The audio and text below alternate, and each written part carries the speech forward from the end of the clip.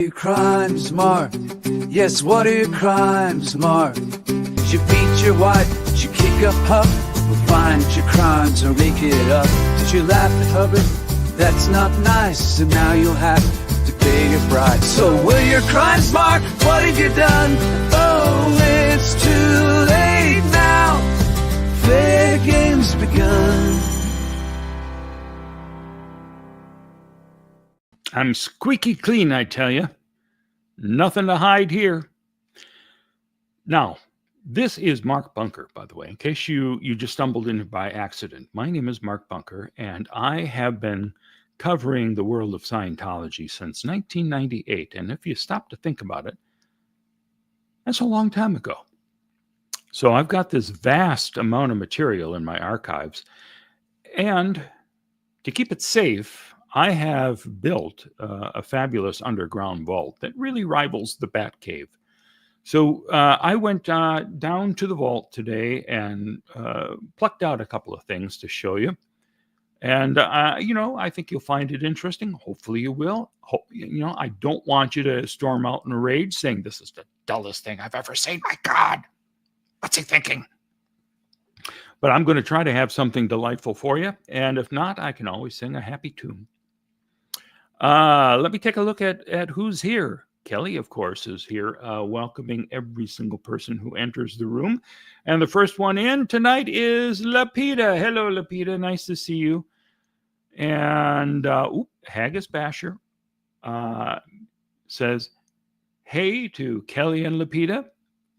Don't forget now you have to say hello to Hank 209 who's here. There you go. Hello, my good friend WBM. And Never in Aaron. I don't believe I've seen Never in Aaron before.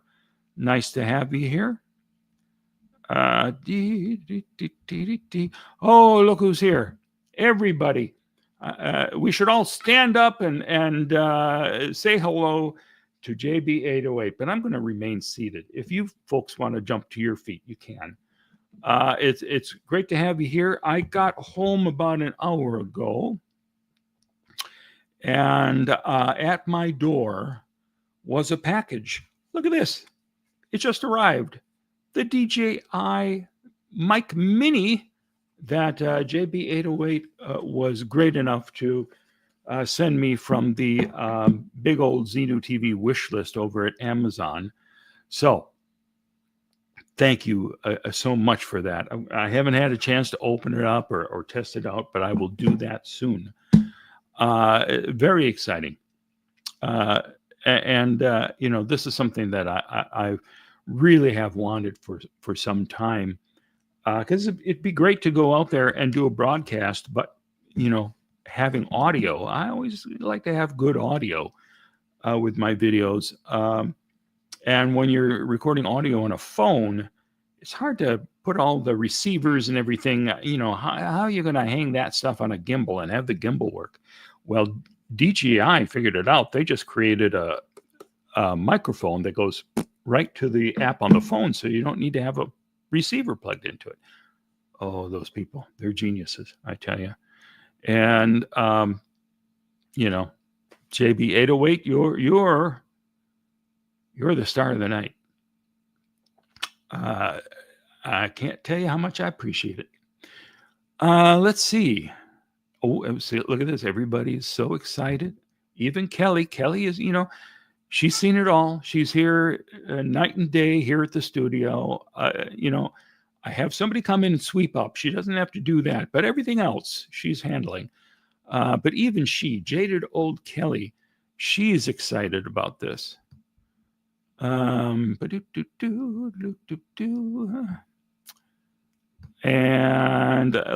let's see. Fuzzy Pink Handcuffs. Hey there, Bunky. Hey to you.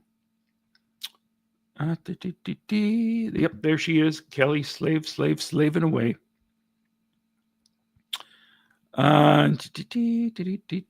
Okay, so I think I've recognized everybody who's here so far, and somebody was nice enough in a comment, I think on YouTube, to say, I really like it when you sing a little song while you're browsing through dead air. I can't have dead air. That's something haunted me for years after I left radio. You know, if a record stops, or whatever you're doing at the time, if it goes silent, oh, it's the worst thing that can happen on radio. Here, though, we don't care.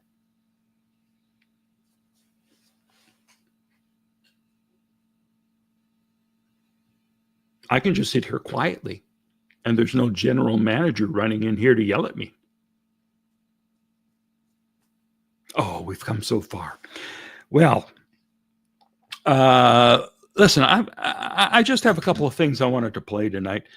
I have been so incredibly busy. I have not had a chance to do much of what I wanted to get done. But as I mentioned last week, I do have some things that I have already upscaled to 4K, and we're going to take a look at one of those tonight. And I've got a nice introduction for it as well. Special guest appearance here on the channel. So I hope that you enjoy what we have. It's not a huge panoply of videos and audio. I think it will be just a nice, pleasant evening together, or a morning or an afternoon if you're catching the replay. Let's just have fun, shall we? So, in order to get this kicked off, I explained this little piece of video I'm going to show you on a previous live stream. And I think it's the perfect way to introduce the program for tonight. And you may not understand the context of it when we watch it right now. You may not have seen what I said about this in the past. But it's a piece of historical footage which has been enhanced for your pleasure. Not the video enhancement, because the video looks horrible. There's nothing much I can do about that. But it's a piece of history in more ways than one. So to introduce the subject for the evening, I'd like to give to you Mr.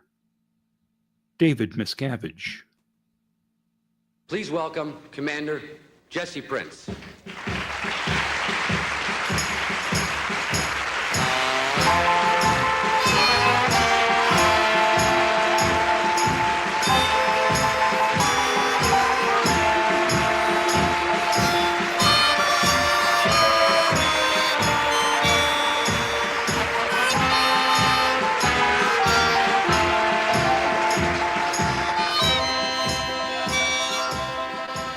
Well, good evening, and it's a pleasure to be with you tonight as we welcome in AD 37. Well, that piece of historical footage is interesting in a couple of respects. One, because after Jesse left and started speaking out, they called him a janitor. He was nothing but a janitor, for God's sakes. Don't listen to anything he says. He was nobody big. Well, he was a commander introduced by David Miscavige at an event where he came out and talked about all the legal issues that were, going on at the time and what Scientology was doing to handle them. Little did he know, or David Miscavige know, that Jesse would later become one of the biggest legal nightmares they had. And you may be asking, Mark, did they really play Jesse on with Everybody Let's Get Stoned? No, they did not. That was an enhancement on my part after Jesse was busted in Clearwater back in 2000 and had to stand trial when Scientology hired a PI to befriend Jesse.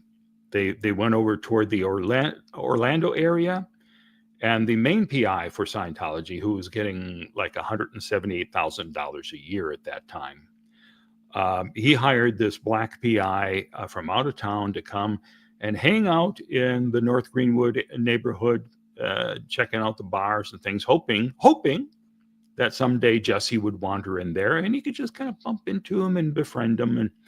And after 3 months or so, that worked.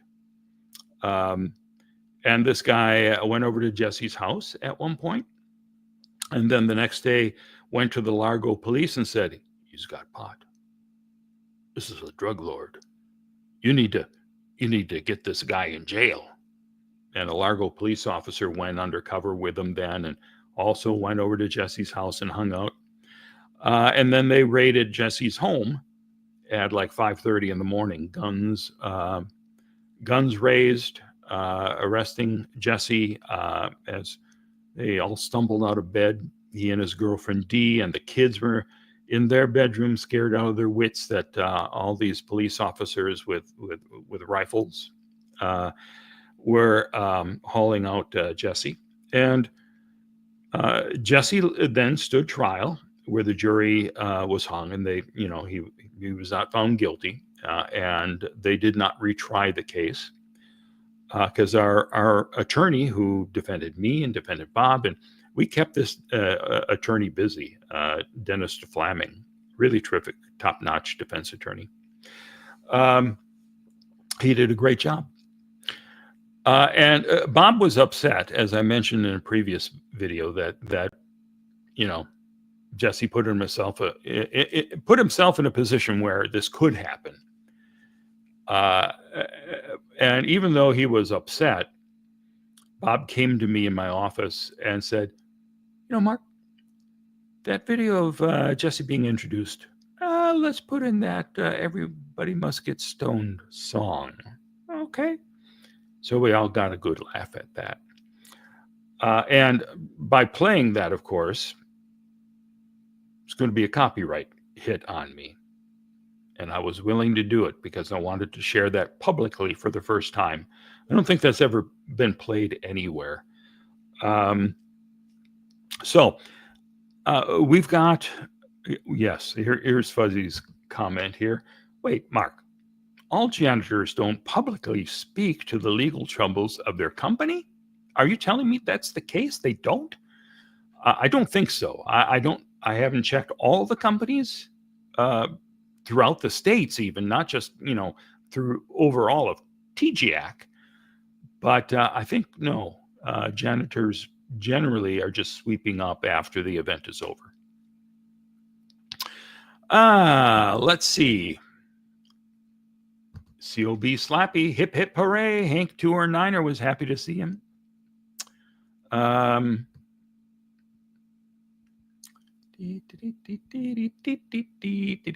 Well, okay.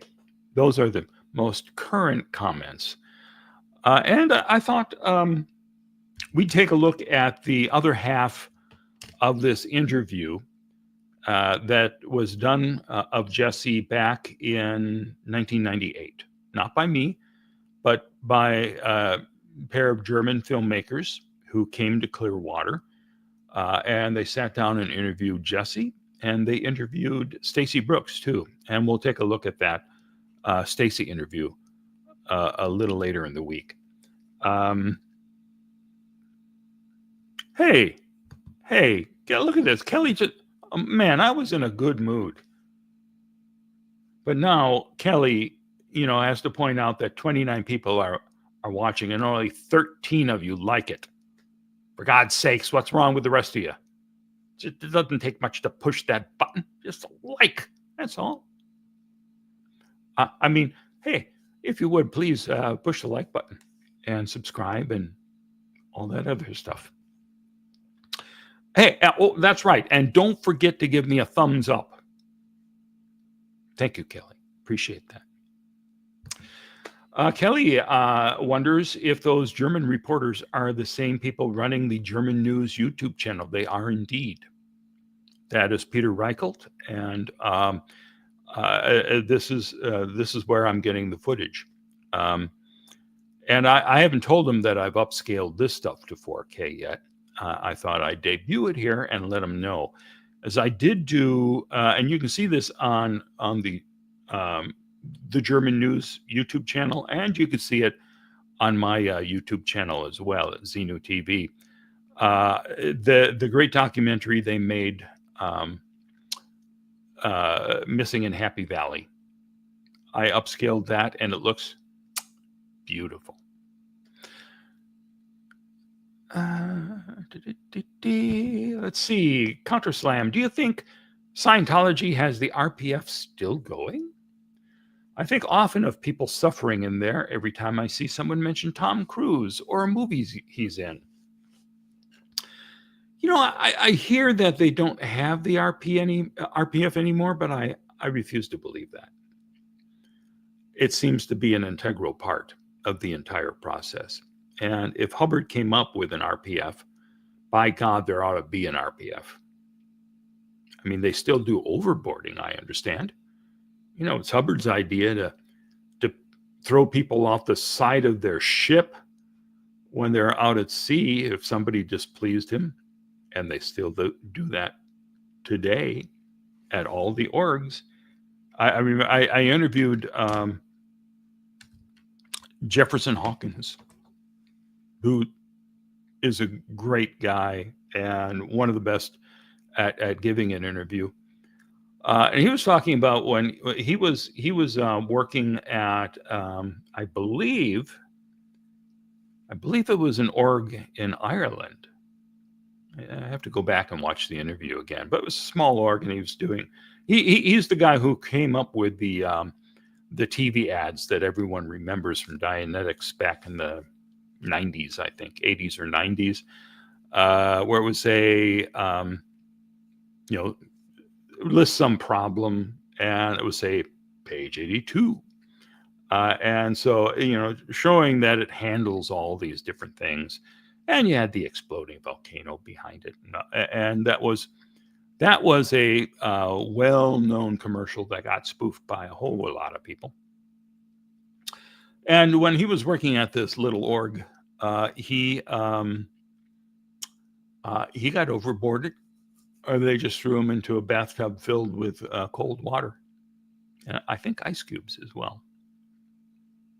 Kaboom. Thank you, Ron, for this wonderful, wonderful part of the religion that is helping us go up the bridge. Hank's got the spirit of it now.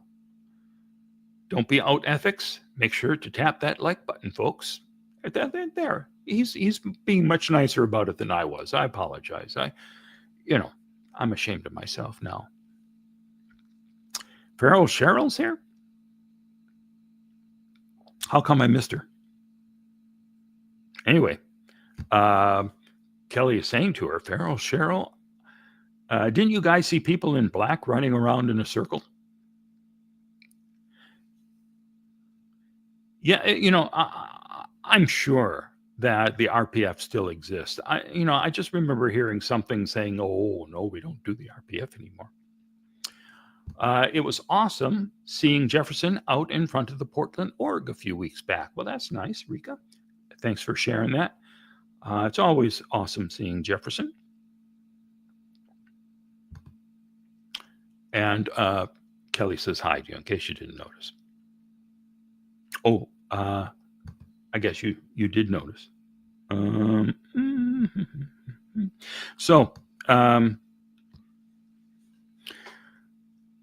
So without much further ado, because that's all this has been so far, I've had close to 19 and a half minutes of nothing but ado so far. So why don't we take a look at this video of Jesse? And again,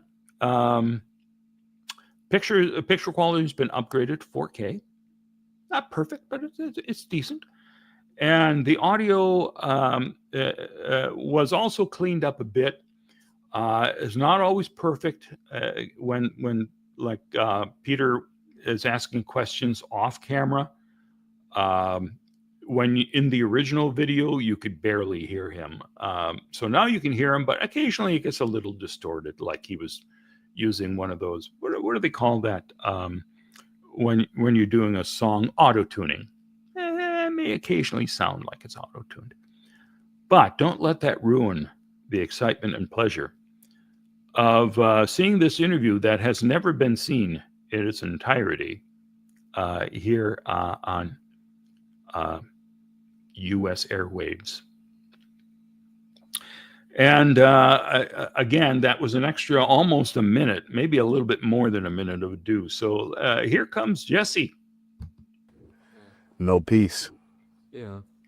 Yeah, that's not good. And why? Yeah, what happened after you left? After you exposed yourself that you are an open critic, what happened to you? I had to leave where I was living in Minneapolis, Minnesota. They started in with the surveillance, the private investigators, and then they threatened to sue me in Minneapolis for violating an agreement that I had signed with them when I left to never speak against them. So I left Minnesota because there was no way I could legally defend myself there because there's no public awareness of Scientology. It would be a matter of reinventing the wheel and at great expense to remain in Minnesota. So I filed a lawsuit against them in Riverside, California. And I was going to move to California, but it proved to be too dangerous. So, yeah, for me to live there. So you decided to go to Colorado? But I hid out in Puget Sound for a while, and up with Bob in New Hampshire for a while, many weeks. That's a hard time. We start with, but do you think we should put up the AC? I turned it off. No, I put it on. Oh, it's too hot inside here. Oh, I thought I turned it off again. No. Is that or as intelligent or both or in a Okay. something like this? Okay. Yeah. It's off now. So now it's off. Yeah. You have been. See, none of us like the heat. During your time in Scientology, at one time the second highest Scientology officer worldwide. Yes. And what was your job and which you worked for?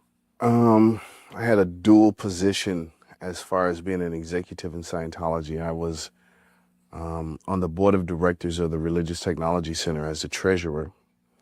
And my official ecclesiastical post title was called Deputy Inspector General for External, RTC, which meant that I supervised the external activities of an organization as opposed to the person that orders the paper and make sure that ink pens are there and paper clips and things like that. So the areas of Scientology that I supervised, and I had other supervisors that helped me supervise them, was the legal department of Scientology, which was all the legal cases, the investigative intelligence network, also the network that would get pre-clear files from all the organization and supervise to see how the organizations were doing as well.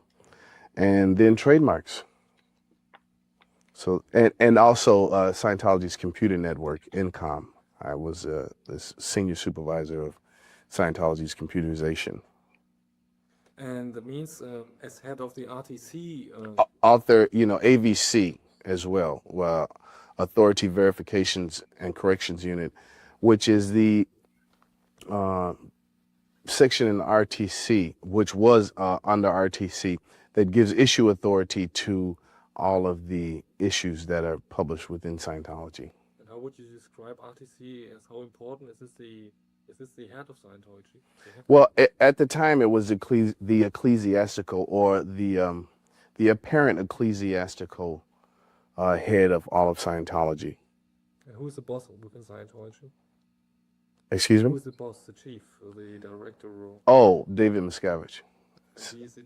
He was in a for-profit corporation, and these are corporate shams in reality. The chain of command was quite different than what it appeared to be or what it was supposed to be.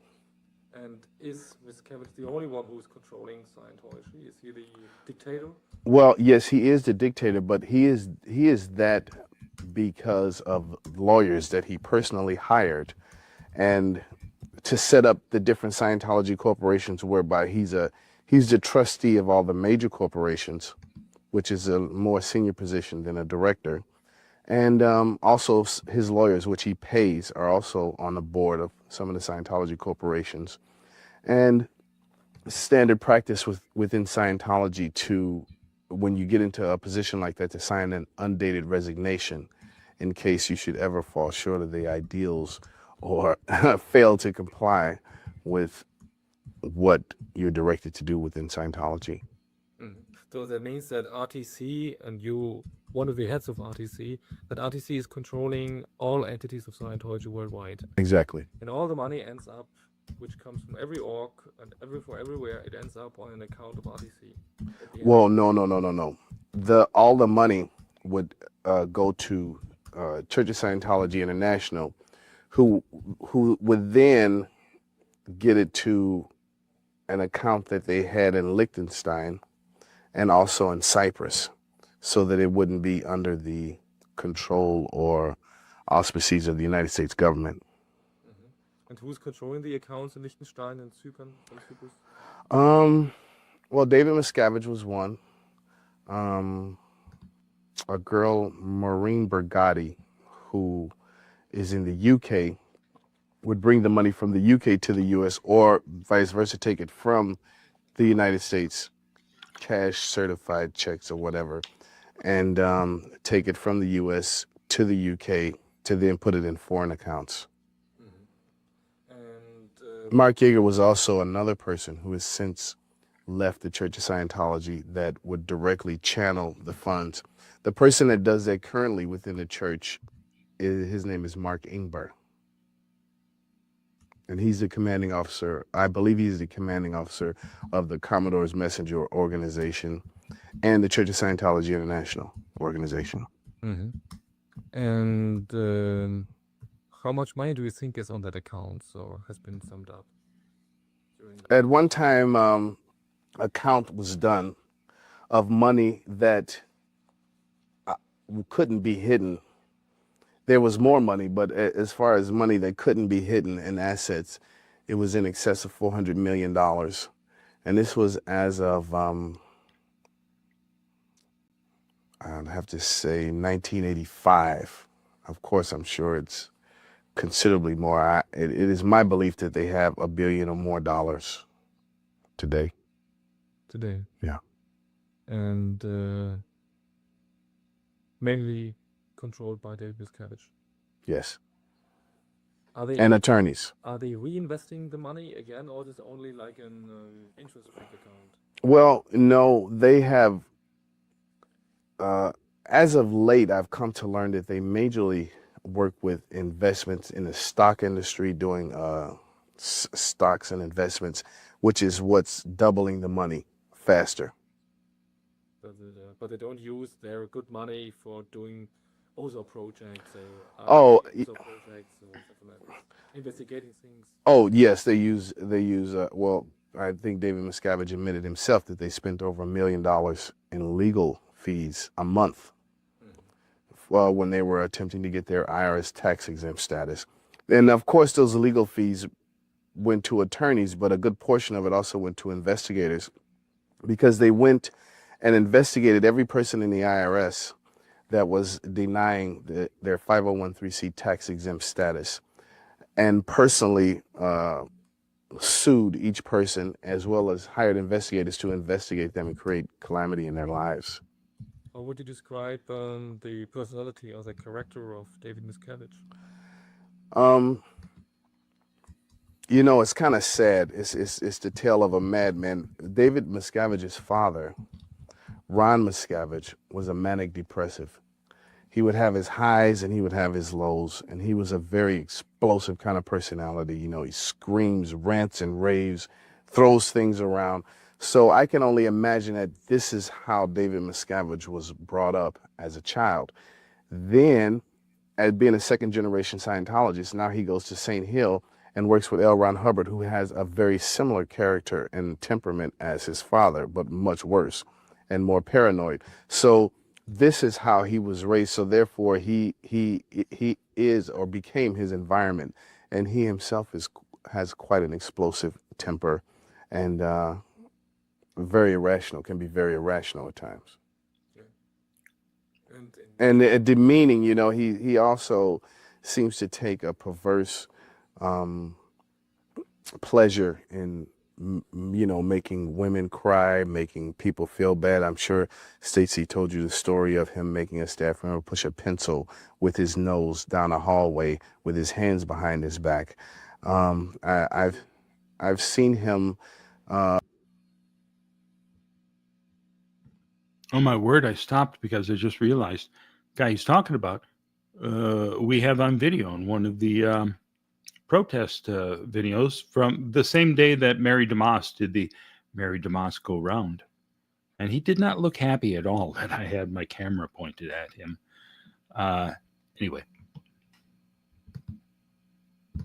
Where he gets upset with a staff member or an executive, have other people on each side of the person holding them while he spits in their face, slaps them, kicks them, this kind of thing. Because he's actually quite a short person himself.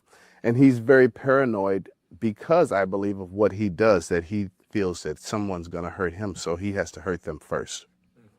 And he has security with him always when he was... Always armed guards, yes. Armed guards? Yes, armed guards, always. Gold? Oh, no, not at Gold. He has, you know, security people that... But, you know, in that environment at Gold where he is, he feels pretty safe because the people that are there deify him, you know, as the new head of the Church of Scientology. How is this Gold system organized? This whole... normally they are saying this is only a film studio. There's nothing more. There's no headquarters. There's nothing. But what is really at the Golden?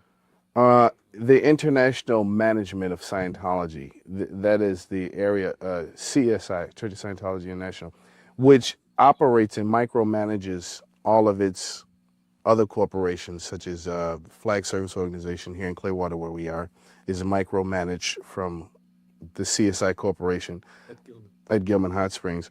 The facility that they have in Los Angeles is micromanaged by the facility in Gilman.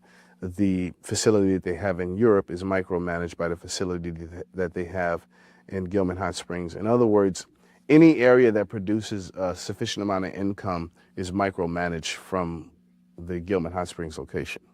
So it means the location there is the real world headquarters of Scientology. Yes. And David Miscavige is living there also? Yes. How would you describe his living conditions? Very elaborate, very lavish that I've seen, you know, and you see that some of the buildings that they have are actually quite nice. They look quite nice. Some of the properties are quite nice.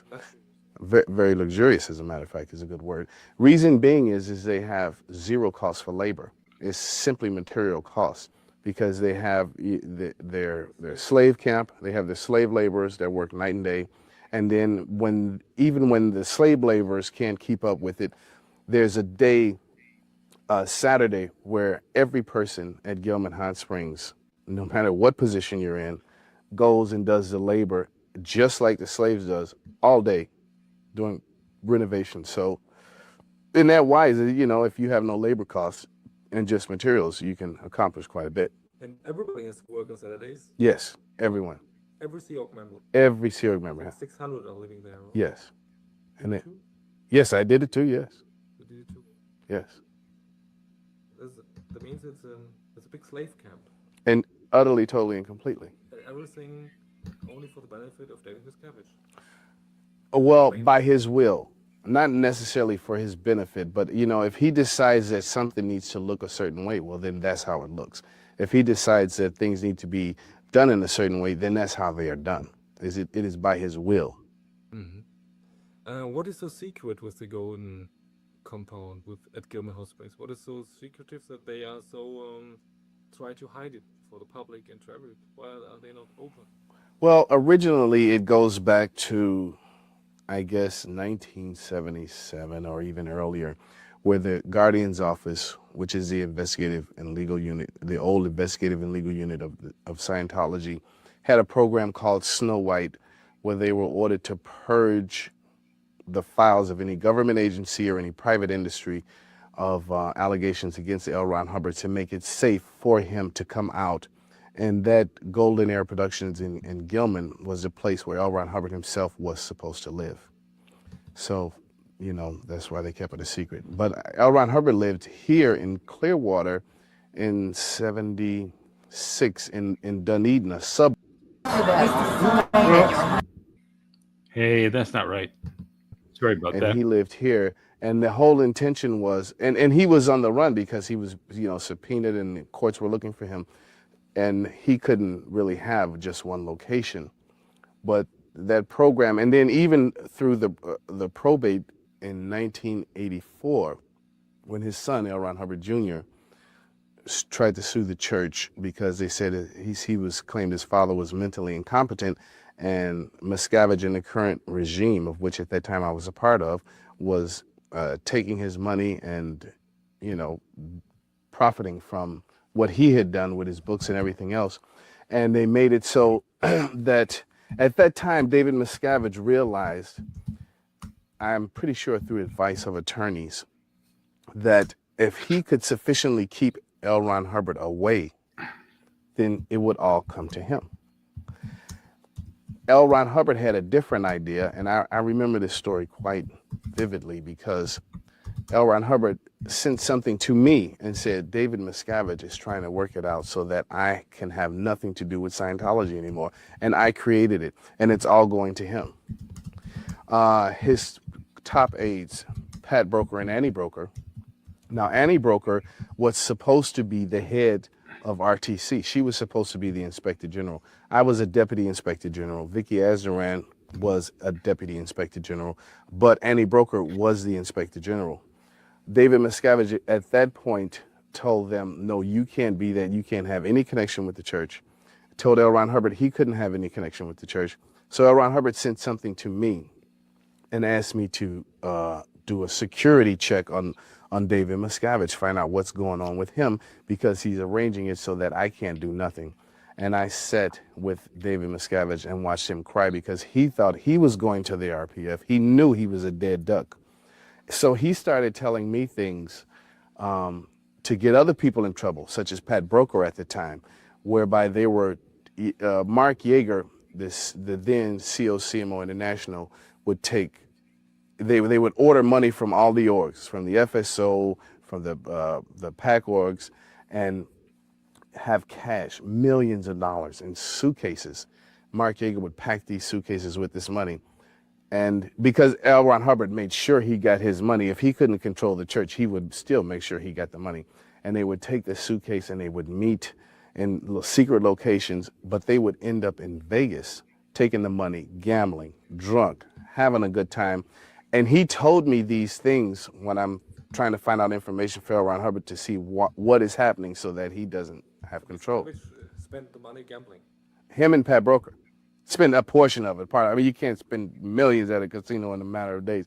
I guess you could, but I don't think. Which is a gambler who has been Yeah, gambling. As well as L. Ron Hubbard's doctor, Dr. Dink, who made sure that he killed him. He's gambling too in Vegas. But Scavenge started telling me these things that he knew would get Pat Broker in trouble, who was the person that was to succeed Miscavige, because Pat Broker is now trying to get Miscavige out the way. Oh, but now Miscavige starts talking about things that he and Pat Broker have done together, which L. Ron Hubbard would be extremely upset about. So this report, after I found out this information, I'm quite sure never made it to L. Ron Hubbard. It was just like, oh my God, now everybody's in trouble. So, you know, at which point L. Ron Hubbard, from mid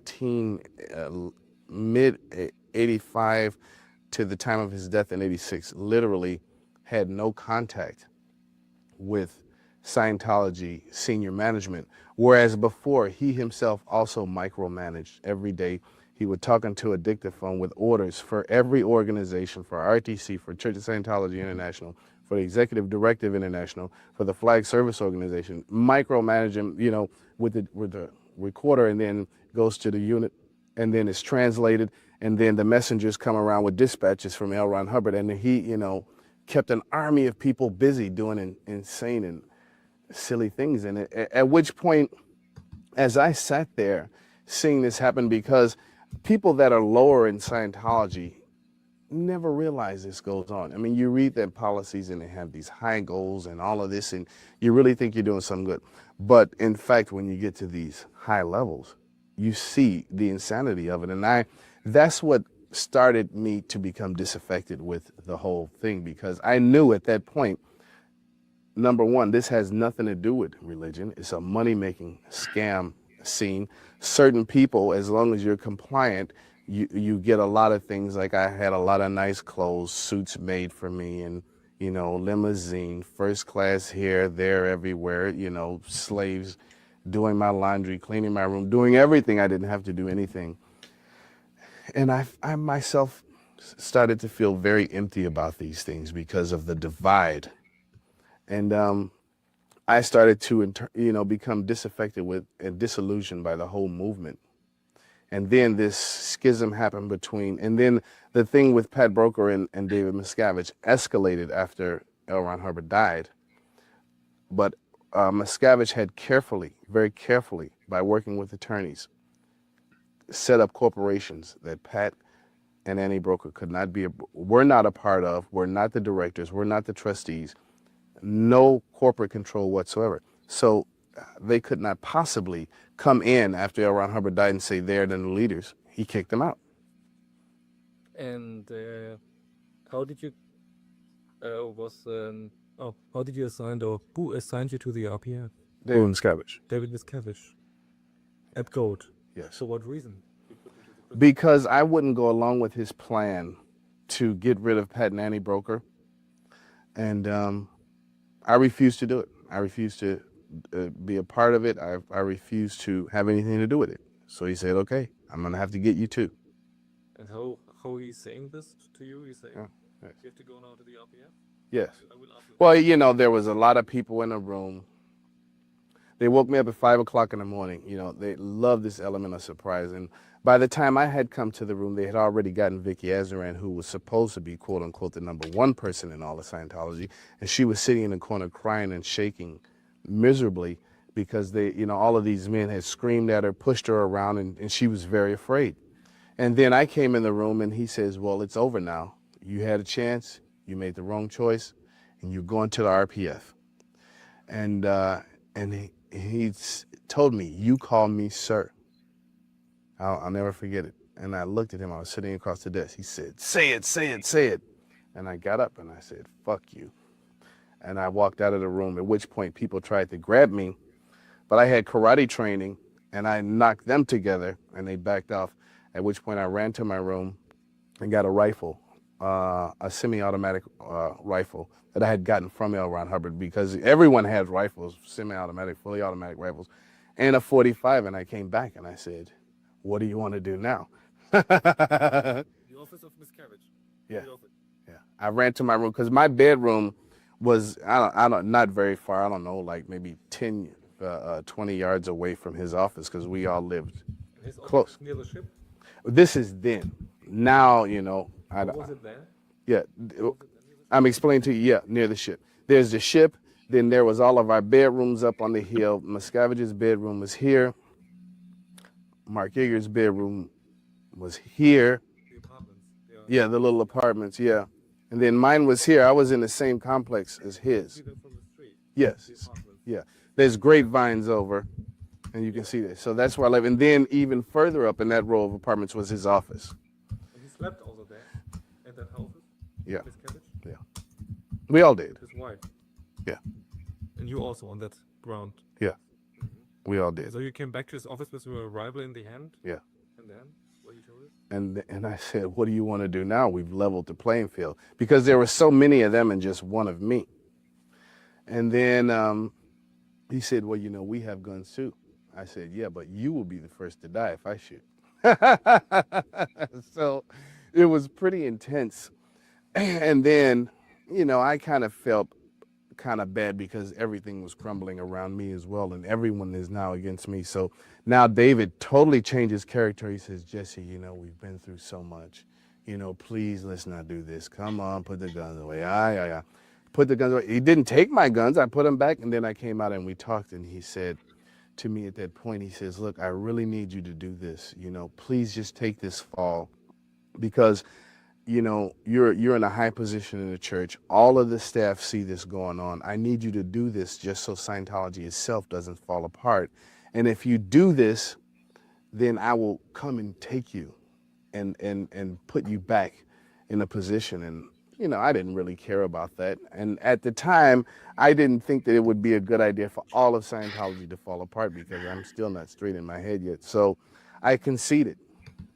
I signed my undated, he already had an undated resignation that I signed already, so that was in effect. I was kicked off the board of RTC, and I was put in RPF. Where's the RPF? It was in Happy Valley at the time. And Happy Valley is where? It's only... Yeah, just down the road from Gilman Hot Springs, their Golden Arrow location on an Indian reservation. Yeah, you pass through the suburban Indian reservation. And somebody drove you down by van, or? Yeah, they took me down there. Alone? Oh, no, I was with Vicky Azaran because she went, and several other people in RTC because they all went. And at which point he started restructuring once again all of Scientology. It's all of the senior executives in Scientology. Which year was it? This was 1987. 1987. Yes. So you have been assigned by David Miscavige personally to the RPF Happy Valley? Yes. You're right there during the day. It was at work. Is there somebody opening the guard doors? It's like a prison camp? Yeah, totally. It's a complete and utter and total prison camp. You're stripped of everything. You're made to work doing menial labor tasks, like digging in the ground to lay gas pipes and sewage pipes for the new construction, which eventually became the facility for the children. And just working doing that labor, plus being transported on the bus every day back to Gilman Hot Springs to work on renovation projects there. So you had your black clothes, your Yeah, black president clothes, the whole thing. And you started at the lowest spread with no band, or you have a Right. band? No band. No band. No band. And how long did it take for you to get your white band? Well, what happened is I was there when I first arrived, and now David Miscavige is really telling everybody at Golden Arrow, oh, Jesse, he's a real bad shit, and he did this and he did that, which was not what we spoke about. And I said, okay. Then also I was auditing Vicky because she was so upset. I mean, she was almost having an episode. She was like, twin. There. No. She was just there. She was on the brink of having one of these episodes, these psychotic episodes like Lisa McPherson. So, we were friends, so I'm trying to comfort her. And then I audited her, and she said something in her auditing about Pat Broker getting his own lawyers and coming back to fight Scientology after this happened. And that went to David Miscavige. And the next thing you know now, another person, Jeff Walker, comes out, and he's out of the counseling session raking Vicky over the coals about this. And that was the straw that broke the camel's back for me. And I wrote in Vicky's folder, and I says, look, you're not living up to anything that you say you do. You're just a little lying, and I'm going to leave here. I'm going to the press, and we're going to try this and see what this is all about. If I don't hear from you by noon, I'm going to do this. Well, of course, at noon the next day comes. I hear nothing. Out the gate I go. And I take another person with me, David Bush, Spike Bush. Yeah, at Happy Valley. To the gate. Walk. Tell the security guy. The watchtower there also. Yeah. At the entrance. Yeah. They couldn't stop me, though. And the watchtower, there's a man sitting guard. Yeah. With a river, right? No, he just had the batons, the mace, and the walkie-talkie.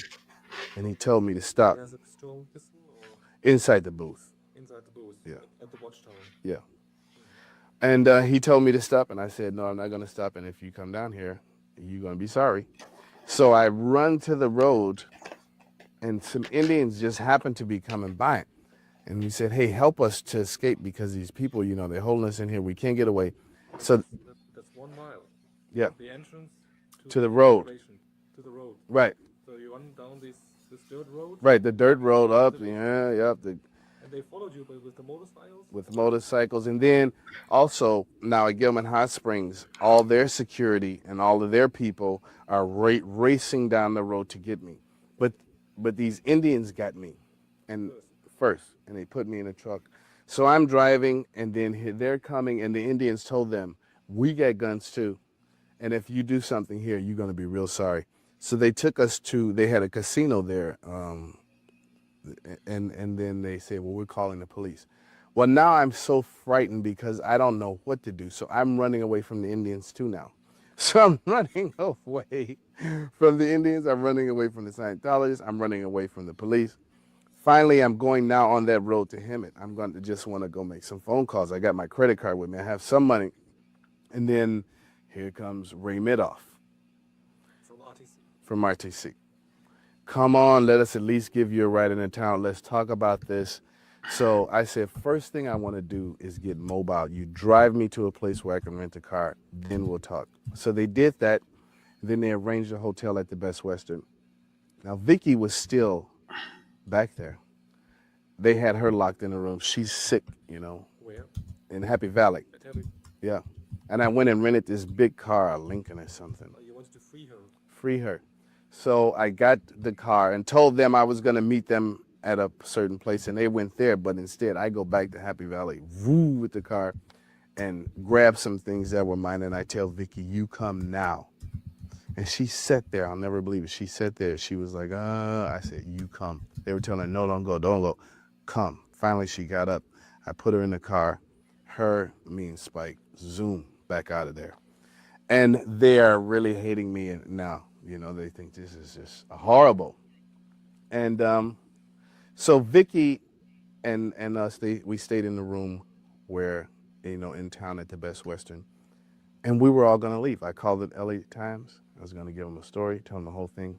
But then they did something that I never suspected, which was my wife, I was married then. I think I had been married maybe 4 or 5 years.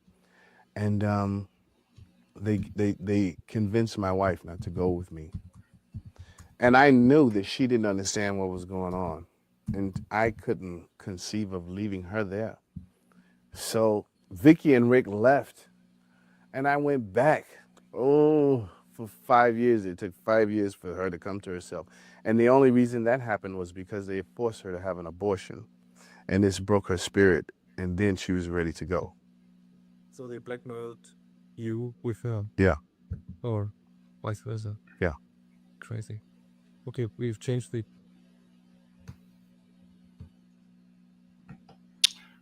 All right. That is the end. Oh, come on. Where am I? There I am.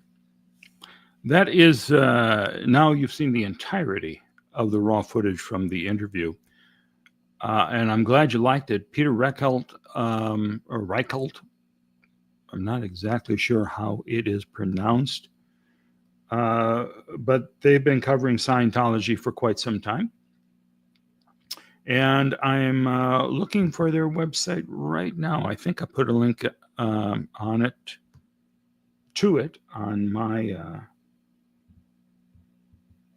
my site here. And I'm looking. I don't see it, but who probably could see it is the incredible Kelly, who I'm sure by the, if I checked right now, I bet you got the link up. I bet you, because that's how good she is. Is it there yet? Look at that. How about that? There's Kelly. Everybody. That is terrific. So I'm fumbling around here for no good reason. She's got it covered. And I got excited when I heard Jesse talking about the guy who was forced to roll a pencil down the hallway with his nose. And I just love the footage of this guy. I'm going to put it on here again. It doesn't say a word to me. Not a word. but his eyes say everything. We gotta go forward. Randy? Okay. Peaceful resistance. That's what we're doing. Hold on. If they come and punch you, you just go. Going to do a couple things here. Apologize. This is not set up to do this, but I think it's around, let's see, 16 minutes in. Yeah, here we go. This is the guy right there. Rolled a pencil down the hallway with his nose. Let's take a listen to this part of it. You get a little bit pissed off, but it's been 10 years. Saw a lone, interesting guy standing down the street here. That's quite a stare. Oh, he blinked first. With his nose because Miscavige wanted him to do that as penance for, I don't know. You can believe lots of things that Jesse Prince says, maybe he but you'll didn't be a cough fool. right or something. Then he spent You'll 4 be a years fool. on the RPF. This is a person with no mind left. Really? Yep. Like Jesse Prince. Like Mark 4 Bunker. years in the RPF? Is Jesse lying about that? As we're recording now, Jesse Prince is wanted in Colorado for violating probation. That's one. He's also been arrested for cultivation of marijuana in Clearwater. Steve definitely did not want footage of this guy to be shot and put online. For some reason, Steve was out there to protect the dude. He's got multiple arrests for a variety of criminal activity, including indecent exposure. I don't have to say what that means. Contributing to the sexual delinquency of a minor. You want some information about what's going on? Yep. And also drunk driving. And as we're actually going... He reached like about the highest ranks of your criminal organization, didn't he? And Mark Bunker... Fine, where all of these crimes were okay when he was inside the church, but you use them against him when he leaves. Oh, so he does have crimes, do you? Good. Well, these are Mark Bunker, arrested for criminal trespass, was enjoined by a Pinellas County judge to stay away from church properties in Clearwater. Yo, folks, you probably never see Mark Bunker because he's always busy filming everyone else. But this is the guy that's behind the camera all the time, shooting other people. Was enjoined by a Pinellas County judge to stay away from church properties in Clearwater, harasses individuals by videotaping them and placing the tape on the internet. I rest my case.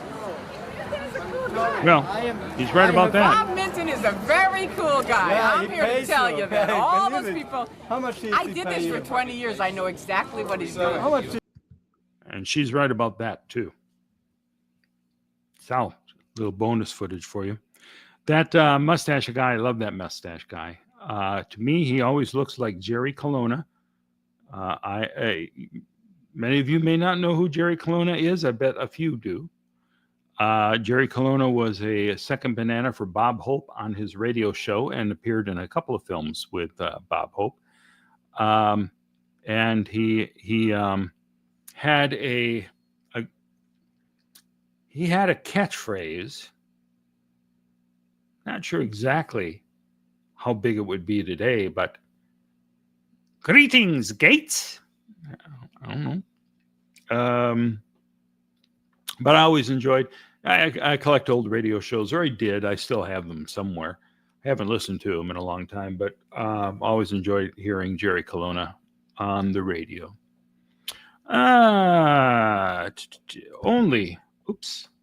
Hello there to you, Lisa in Brooklyn.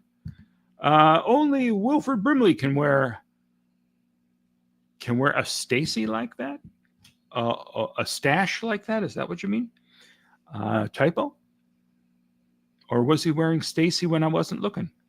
And still maintain his dignity. That's true. I do not see a lot of dignity on the face of Steve.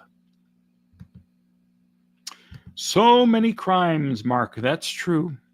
That is very, very true. Kelly says, I feel like he should have the ends of that mustache curled up at the sides. Occasionally he does. Look, here's a good idea. If anybody has some loose change that they found in their sofa and would like to help keep this channel alive, there's places you can go right there. Venmo, PayPal, Cash App, buy me a coffee, all works. And don't forget the merch store too. Incredible merch out there. It's there should be some sort of designer award for me, because this stuff should be on a runway. Question from JB808. Was it typical running into OSA and Scientology agitators every time you went outside with your camera? What a stark contrast compared to today. No, it wasn't an everyday type of thing, but there were definitely periods when they were stirred up, like when the German official Ursula Caberta came over to Clearwater for the first time and gave a press conference there.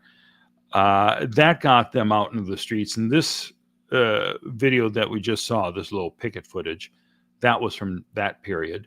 They also came and protested our offices at the LMT during that same period. And I do have footage of that I should play at some point. Very amusingly, they did what they always accused us of doing. They would constantly say, "Oh, we're paying people to drive around the block and honk their horn." So when they were out picketing the Lisa McPherson Trust, there was one car that kept circling the block, same car over and over and over, honking the horn as he went by. You don't need to do that when you're protesting Scientology.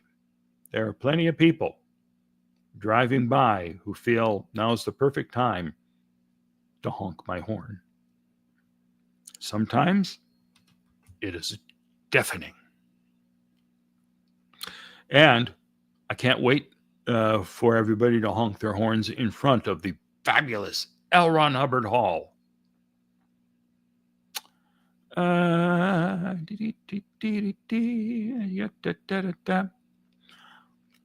Oh, Kelly put up the Amazon wish list, and Monica says, I thought the gimbal was on it. Well, the gimbal was on it, but I don't need two gimbals, so I took that off.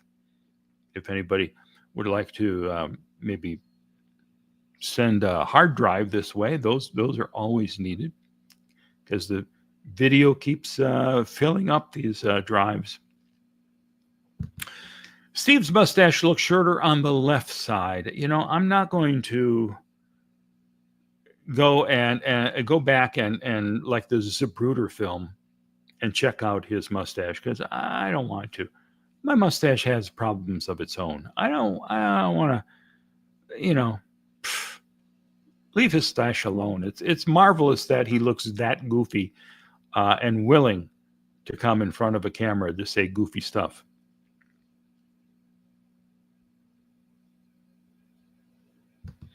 But Kelly, it's not on the page. If you're talking about the gimbal, no, the gimbal's been removed. And as Kelly says, JB808 generously sent Mark the gimbal and the compatible microphone. So everybody, stand up and cheer for JB808. Everybody right now. Hooray! Hip, hip, hooray! Hip, hip, hooray! Hip, hip, hooray! I would say it louder, but I got neighbors sleeping right next door. Fuzzy pink handcuffs. Steve is not at cause over his mustache.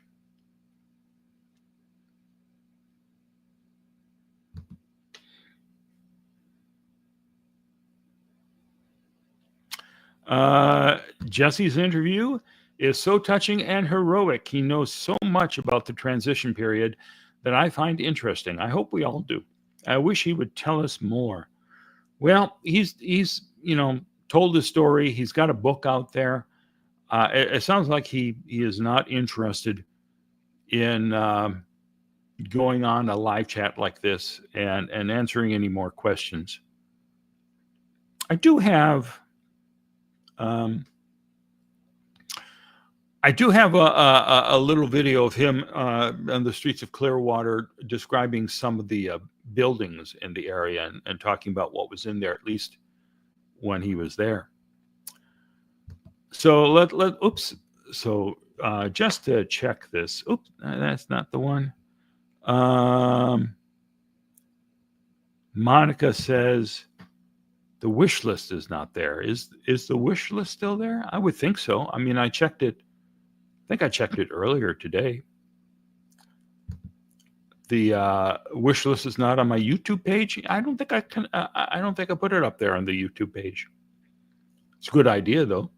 I should do that.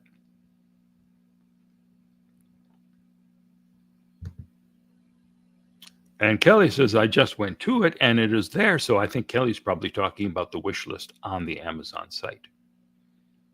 Again, there are people who are saying, Mark, you don't have a link to the merch store on your YouTube channel. Well, it's there, but I guess it's not as easy to find. So I will go back and try to fill in some of those gaps. The gap is where you should be able to buy the merch, but you can't. So you have to come to the merch store.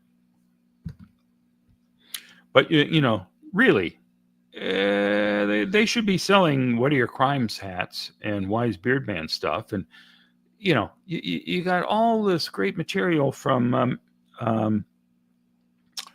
Xenu's Playhouse, for God's sakes, and Punkinetics and all these. Oh, it's just, you know, Bunky and Magoo. We got Bunky and Magoo shirts and mugs and oh my God, mouse pads. Who doesn't want Bunky and Magoo? Oh, there you go. And Kelly's got the link right there.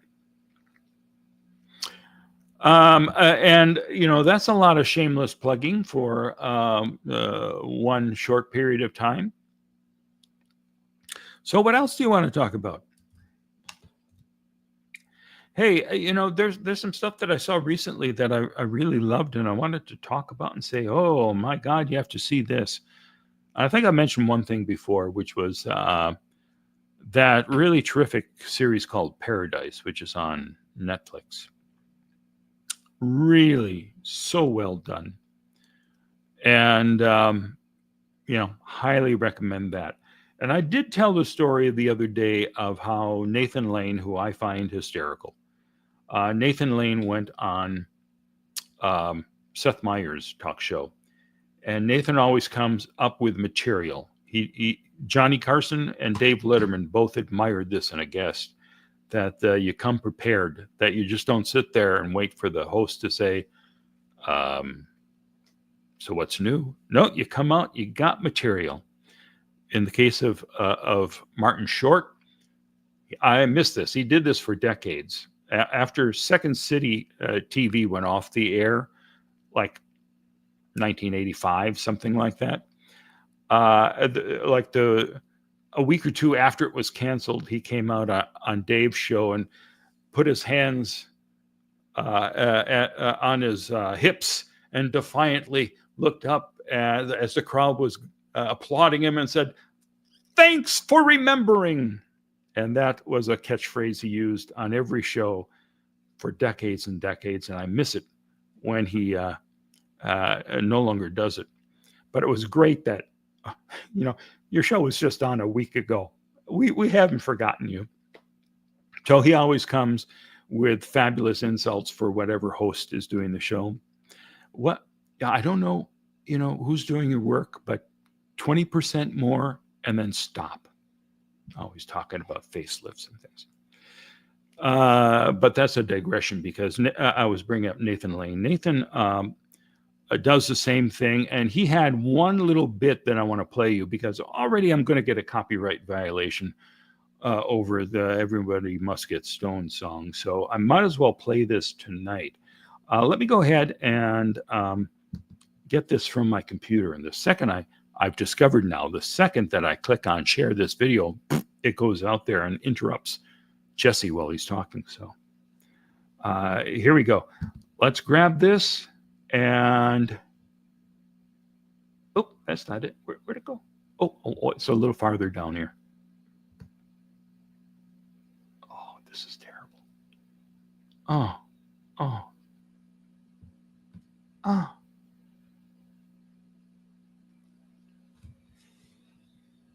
Now, Now this is frustrating. I just downloaded it. I looked at it. It was fabulous. And now we don't see it. Give me just a second. I'm going to find it. Talk among yourselves, okay? Martin Short is dating Meryl Streep. Okay, that's your topic until I get this streaming in the next couple of minutes. Please talk about Martin Short dating Meryl Streep. Go.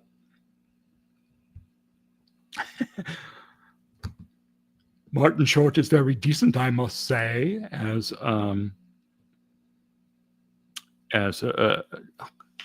Oh man, I hate being 90 years old. His character, his beloved character, that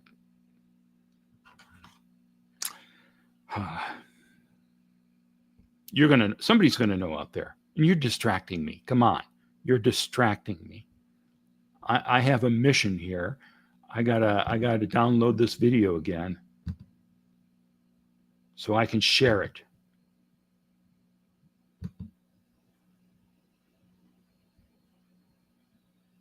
All right. We're getting there. We are getting there.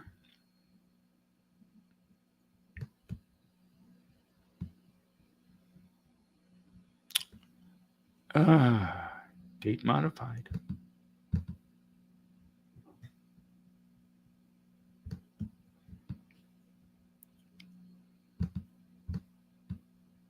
Has somebody come up with the name of Martin Short's character with the hair and his great love of Pat Sajak?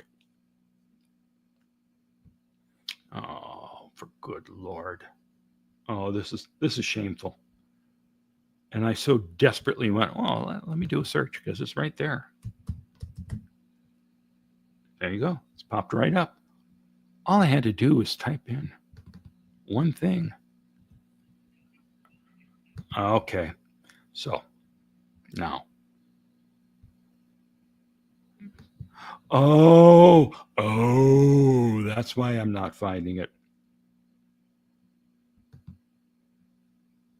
It won't play.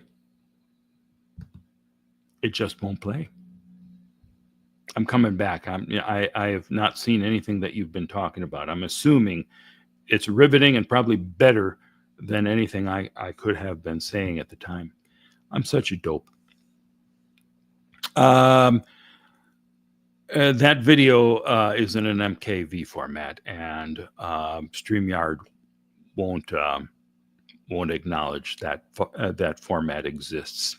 So I can't play it. I was so looking forward to playing it. Oddly enough, his attorney, Nathan, I don't think it's Nathan Thurm, is it? Something like that. That could be it. I think it's spelled with a U, if that's the case. That was a wonderful character. Let's see. Nathan Lane in the Birdcage. Nathan Lane's great in everything.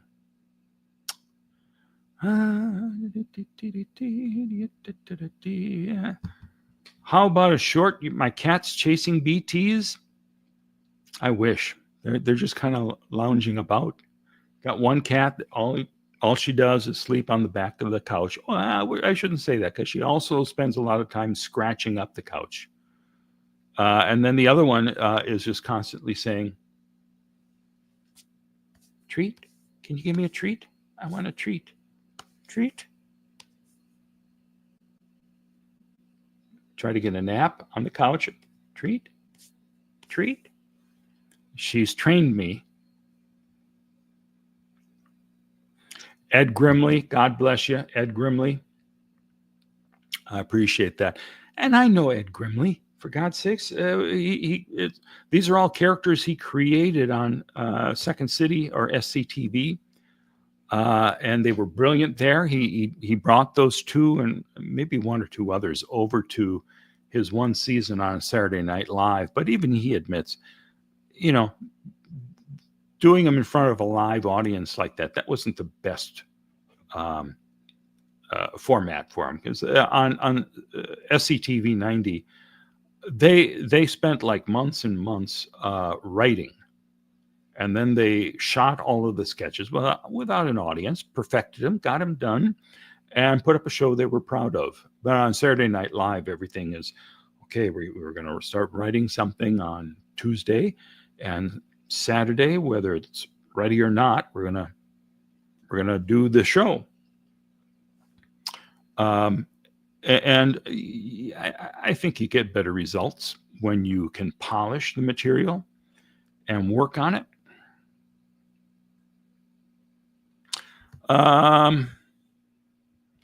So what have I, there seems to be some debate about how old I am. I've lost track. Am I 90? Am I 80? Am I 82? There's all sorts of rumors out there. All I know is I can't remember Ed Grimley's name. How am I going to remember how old I am, for God's sakes? But I'm ready to run for office again. I'm just never going to bring up Ed Grimley on the campaign trail.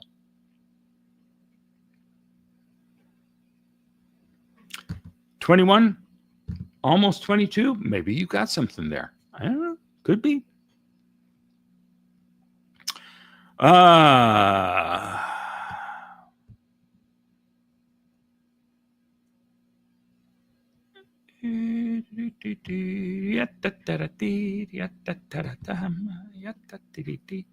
Okay.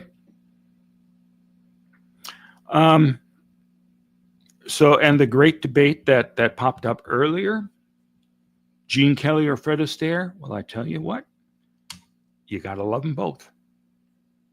Absolutely. They're very different dancers. And Gene Kelly pointed out this thing about the two of them. Fred Astaire danced up. He was smooth. He was sophisticated. Top hat, white tie and tails. He looked great in that. Gene Kelly was every man in a t-shirt and jeans, and he danced down. So he was always like lower to the ground and doing things that we,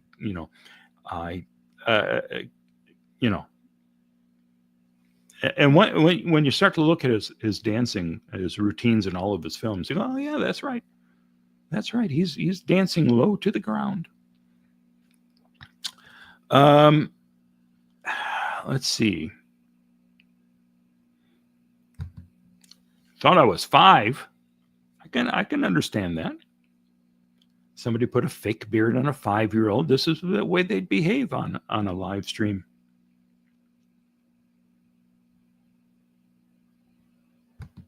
Well, there you go. Power Lies to Paralyze says, when I win office again, I can hire you to recall all the trivial details. Now, we don't really have a budget when you're on the city council to hire an assistant, but it's a nice idea. Maybe something could be set up where you don't have to be around all the time, but there's like a feed. I have a mic on, and you could be listening wherever you are on Chijiak. And if I start to stumble and go, oh yeah, when Martin Short did that character with the, and then you can just say, Ed Grimley, of course. I'll see if I can, raise a little money online to, kick that back to you. And you know how the rest of you folks can help out with that. Just go to Cash App or all those other links that were up there. Go, Mark. You're trying to get rid of me? I enjoy your updates with Tony O. Are they going to be a regular occurrence? I don't think so. When there's something in the news here, Clearwater related, he contacts me. So I'm like a local staff reporter. He did have me for a while on his weekly roundtable, and that didn't work for me because I didn't feel like I really had much to contribute to it. You got all those folks on there who are following every moment of every story, and I have not been able to do that. So if you're talking about a particular thing that happened on a particular day, I would be going, huh? What happened? So I asked to, perhaps it's best if I just come and chat with you when there's something that I have some knowledge of, or if I can go out, like when we had that hearing at the judge's chambers on the Whitney Mills case.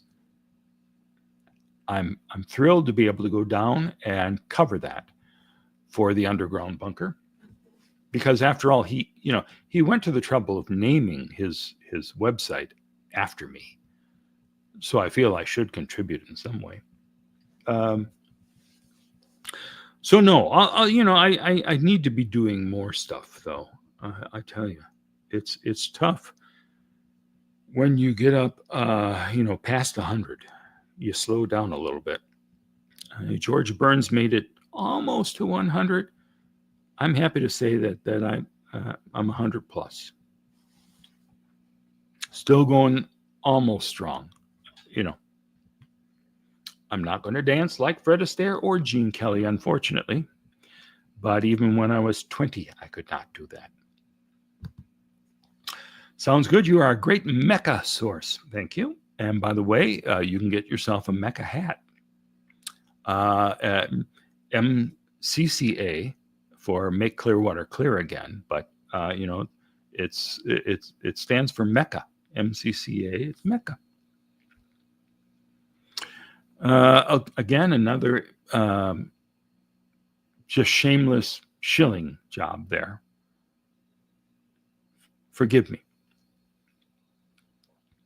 And this, I'm only doing this because I have nothing else to talk about. I said, hey, I want to do a stream tonight. What do I have? Well, I got Jesse talking, and I can slap together Jesse being introduced, and there you got a stream. And now, so until you, Psychater says, I always wondered about that, why he named his website The Underground Bunker when you were already such a name in the Scientology expose world. Well, I tell you what, I don't have a copyright on The Underground Bunker. Although oddly enough, when I was on the radio back in my youth in not Oshkosh, Wisconsin, but nearby, our station was in Neenah, Wisconsin. On the weekends, I was a morning guy on our radio station. And on the weekends, I did like an hour-long comedy show, essentially. I had actors come together, and we did sketches that I wrote and things like that. Keeping old radio alive. And that was not called The Underground Bunker, but it was called The Bunker Archives.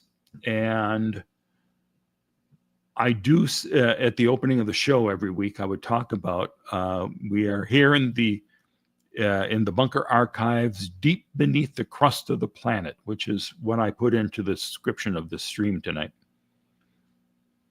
So the Bunker Archives was underground, and I consider that the first underground bunker when it comes to Scientology stuff. People had underground bunkers before that, but were they fun? No. I mean, hopefully they brought safety to your life, but not like today's underground bunker. Kelly, stop it. Stop shilling. Stop it. For God's sakes. That's shameless. David Miscavige, nice to see you here. You can be any religion you please. There was no Christ. Sure, but yeah, you said it. Oh, sure. Late to the party, David. And that, you know what? You're going to fail the pop quiz. Let me see. Well, this one you should know the answer to. What was Jesse Prince's job when you introduced him on the stage at the 1987 televised meeting to all Scientologists? Come on. What job did he have within the organization at that point? And what was he reporting on? And this is just a distraction, because you don't know, do you? L. Ron is still alive in a bunker. We are working on OT 9 and 10.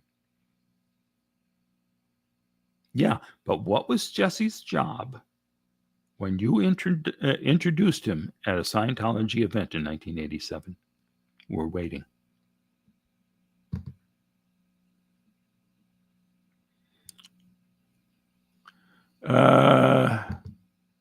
Psychater says the more underground bunkers, the merrier.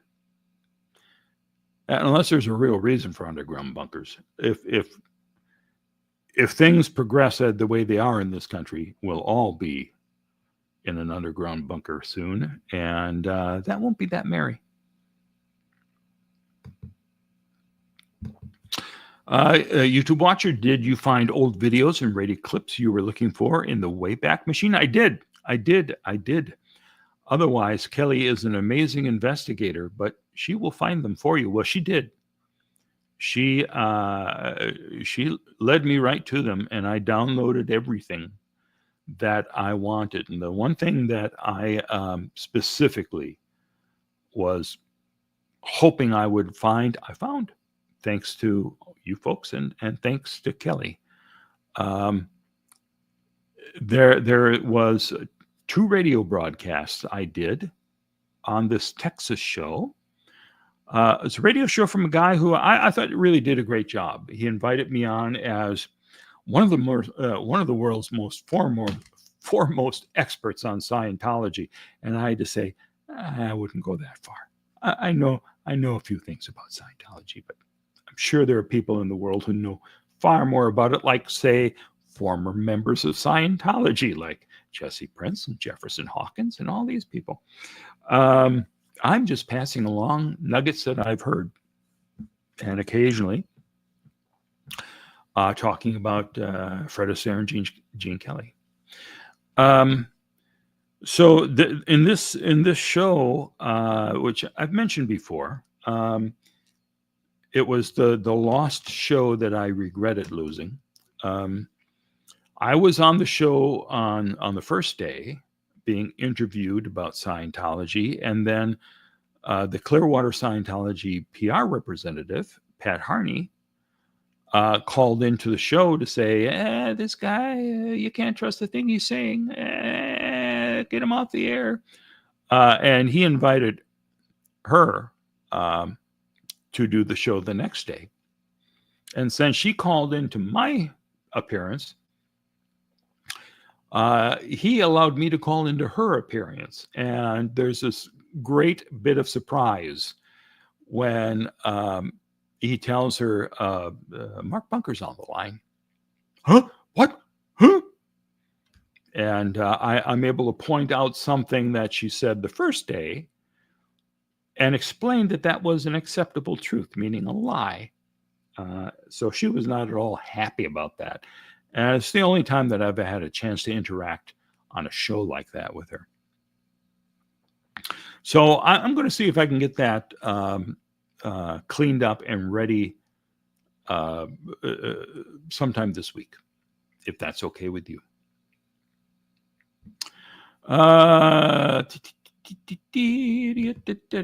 Congrats, Mark. Sounds like Christmas times 2.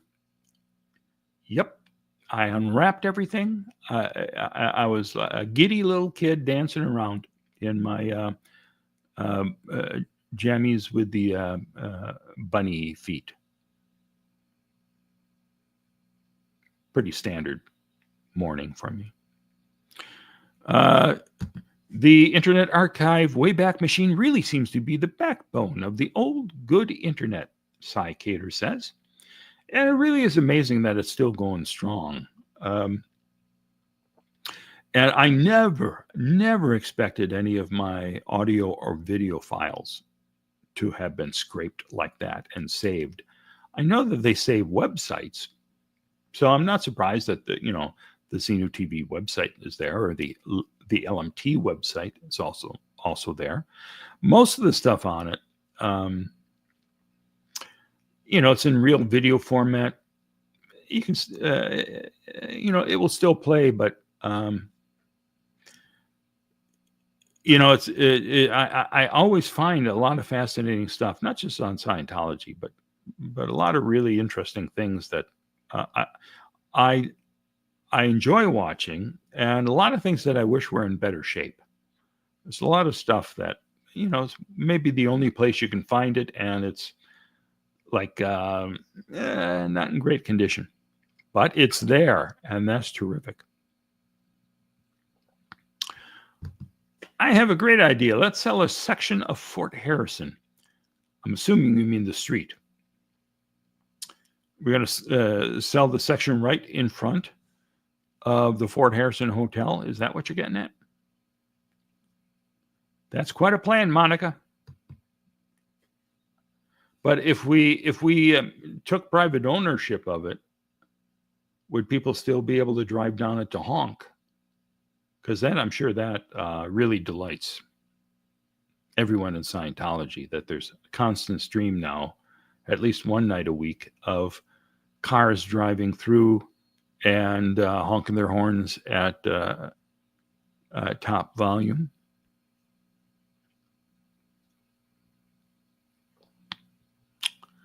So Scientology believes that Web 2.0, personalized data profile manipulation and paranoia machine, is what it's turned into, the web. And yeah, there are places where, oh God, oh my Lord, it's not, it's not fun to be there anymore. Like, for instance, Twitter. I refuse to call it anything but Twitter. Haggis Basher loves my Jason Big A interview. Thank you. That's the most beloved, almost as beloved as Bullwinkle J. Moose. Hey, Rock, watch me pull a rabbit out of my hat. Nothing up my sleeve. Presto, it's David Miscavige. I'm 5'11.5" when you're standing on the second step on your staircase.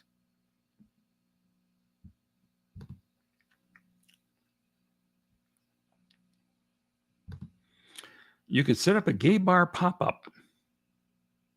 This is outside the Fort Harrison.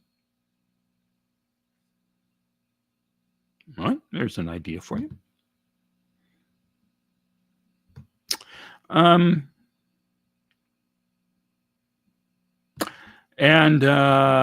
This was brought up before. Kelly has not been able to find Tori on the game show. I was delighted when you found the I don't know if it was you, Kelly, or one of our fine viewers who found the clip of me with Denise as we broke the bank. I wish to God I had the full 3 episodes of the game show itself that I could share with you. It was a lot of fun being on the show, and it's fun, showing people how we won, beating all these other suckers who thought that they could go up against us. No, we destroyed them.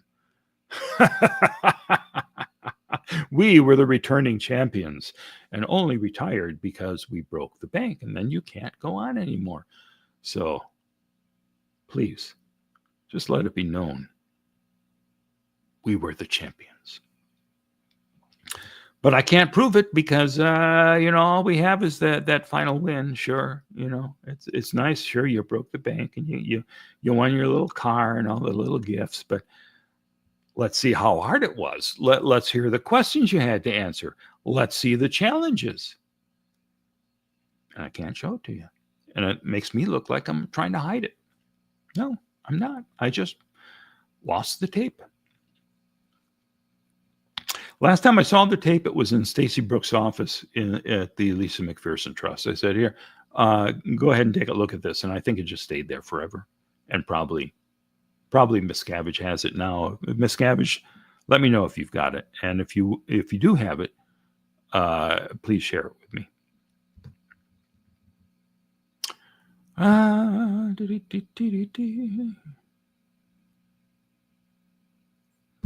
So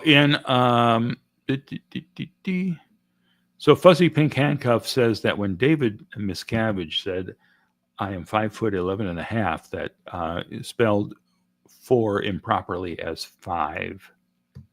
That explains a lot.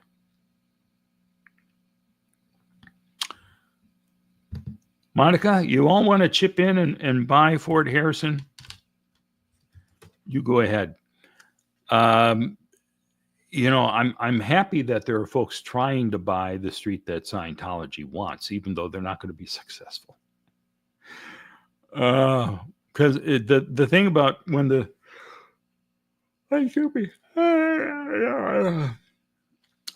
thing about city property, if you want to sell something that the city owns, it's a couple different situations. For most things, if the city owns something just outright, they can sell it, but they have to sell it to the highest bidder unless they put some stipulations on it.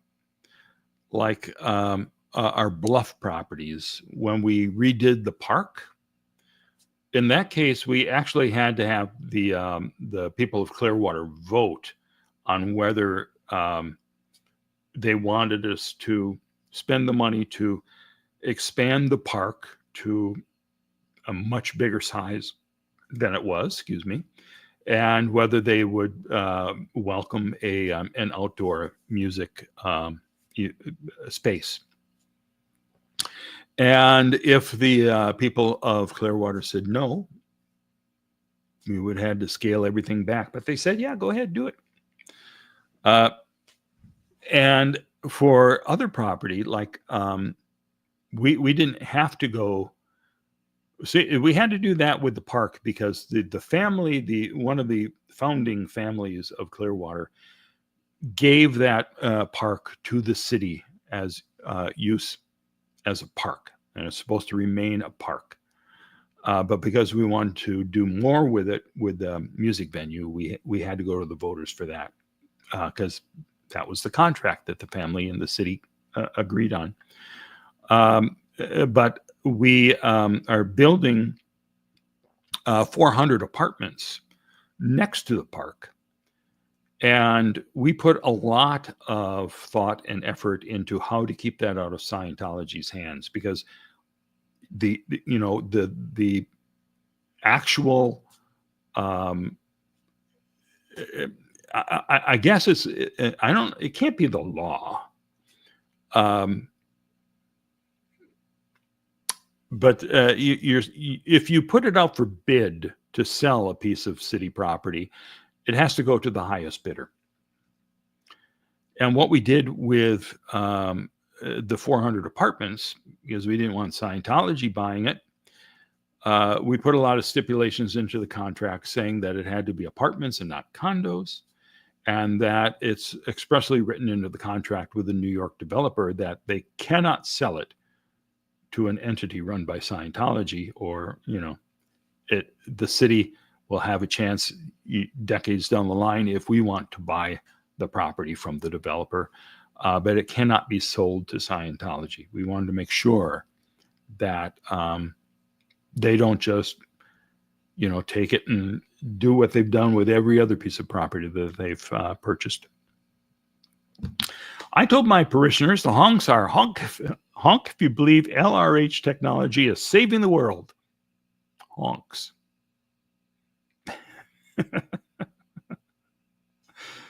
All right. I'll remember that every time I hear a honk down there. Oreo Ritz says, hi, Mark. Hi to you. I didn't know you could do that, Kelly. You're talking about selling city property or putting stipulations in it. You know, our attorney is pretty good at that. Couldn't they sue the city for discrimination? Asked Kelly. No, I don't think they can. It has to have a public use to it, and this was the whole point, to have people living down there. If we allowed them to build condos, then people can buy a condo and leave it empty half a year or more. But we want people living and working and playing downtown to bring some life to the area. And as I recall, because this was to make it a vibrant downtown, we put those stipulations on it. And we haven't been sued over it, or the city hasn't been sued over it. And if our attorney was here, he could answer that question, but he probably wouldn't. Because as the city attorney told me throughout my entire 4 years on the council, he's there to answer the questions for the council, not the public. So now that I'm a member of the public, he doesn't have to answer my questions. Although one time I did ask him how the apartment project is still going. He did fill me in on that, because after all, I was a key vote in getting that made. R.I.P. Val Kilmer. I read he was part of Christian Science. Same thing as Scientology? No, it's not at all the same thing. Although people think that, and that's not an uncommon thing to ask. Totally different. There are no engrams. There's no evil overlord inside Christian Science. They have their own beliefs like, hey, modern medicine, who needs that? So, I mean, the biggest controversy there is that there are parents who are not taking their sick or dying kids in for the to get the care that they need. Instead, they rely on prayer. And then most time, God doesn't pay much attention and the kid dies. God, why didn't you listen to our prayer? I did listen. I gave you doctors and medicine. You should have taken the kid there. I did that. I created science, and so thank me if you want. You don't have to. You don't have to get down on your knees and grovel to me, but I was working for you. Oh, look at this. Tori Magoo is here. Yo, Bunky, hi, chat. Nice to see you here, Magooski. We're just I'm babbling. Folks are asking a few questions. The floor is open to Magoo. So if you have questions for Magoo, let me know. Of course, David Miscavige, he knows better than I. Christian Science is nonsense. They don't believe in Xenu, body thetans, etc. You're right. So everybody's excited to see Tori, Oreo Ritz, Kelly, JB808. Oh boy, it's exciting. Everybody's happy except for David Miscavige. At least spell her name correct. You're showing complete disrespect. Thank God Jill Anderson's here to give her the appreciation she deserves. YouTube watcher. Never in Aaron. And Magoo now is going to spend the next half hour going and thanking each one of you. I say half hour because it's, all of you folks are being so kind. Can't ignore anyone.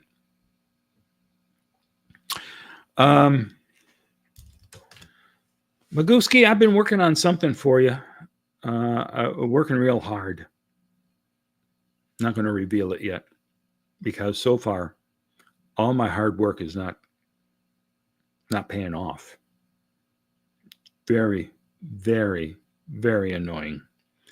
But I've had 2 sleepless nights.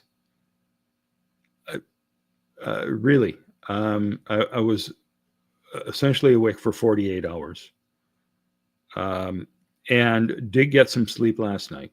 So I'm a little more refreshed. But I got to tell you, when I was walking around yesterday, I felt like I was 100 years old. I could barely, go from room to room. And usually that room was the bathroom. I'm an old man. Let me get to the bathroom, please. But as long as I was awake and couldn't sleep, I thought, I'm going to do something with my time. And I know, Magoo, isn't that insane? It's like I was a Sea Org member. But it happened. And I was really surprised. First night I knew, okay, I'm not getting any sleep, but wow, I'm going to be so tired and just fall right asleep the second night. And still it was like, no. I think I slept like 20 minutes and woke up. Now I'm refreshed. But I tried to make good use of that time by getting up to pee. A question in honor of Tori. Mark, were you a hippie? No, I was never a hippie. Do I have a hippie story or hitchhiking story? No, I don't. I do have one hitchhiking story. Come to think of it, I haven't thought of this in decades. When I was a young man, I was visiting my pal Bill Lewis, who lived just down the street and around the block from me, which is how I always described it. Even though he lived maybe 10 miles down the street, but really I could get my car, go down that one street, turn right, take it to his place. So just around the block, down the street and around the block is all it was. And we were going to do something after leaving his house. And we were taking separate cars for some reason. And he was a little bit behind me. And there was a woman hiking at the side of the road. And I stopped and picked her up and gave her a ride. She was going down to the library, I think. So Bill catches up with me and he's going, "What? Why is there a woman in the car with Bunky? What the hell's going on? That's him, isn't it?" And then we got to the library and she murdered me. Don't pick up hitchhikers. That's the whole moral of the story. I just like the fact that he was like baffled. Huh? Where'd that woman come from? And then anytime I'm seen with a woman, that's what people are asking. Where'd that woman come from? She's with him? Huh? We get plenty of sleep in the Sea Org, says David Miscavige. Best sleep you'll ever have. And you can sleep while you're standing up working. Mark,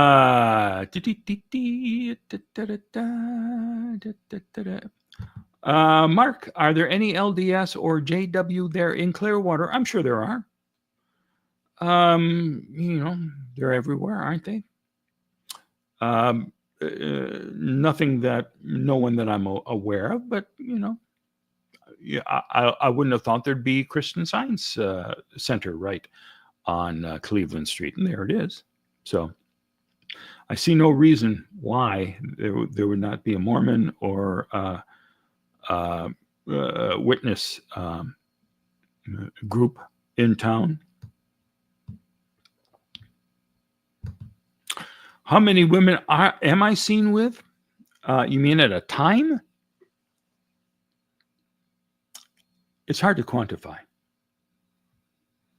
Just imagine the total number of women that you think I'm seen with at any given moment and double it, because I'm irresistible. I'm wise beard man. Women love to hang on the arm of a national treasure. That's all I can say.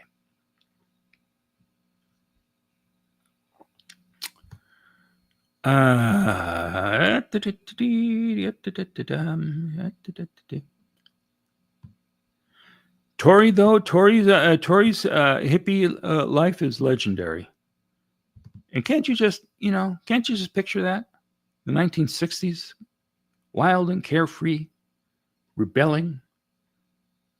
Saying, I'm living my happy life, and now I want to join a cult.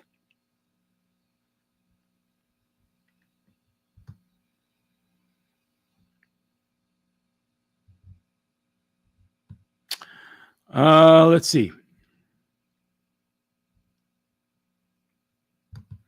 Psychator says Scientology may like to have a Christian Science Center around because it may make them look more normal. I think for most people, they probably just think, oh, that's another Scientology center, isn't it?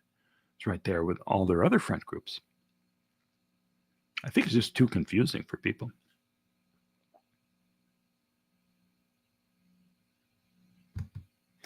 Philosophy says it just sounded like a lot of women. I thought I'd ask. There's no harm in asking. I'm not one to kiss and talk. Barely one to kiss, it seems. But I can talk.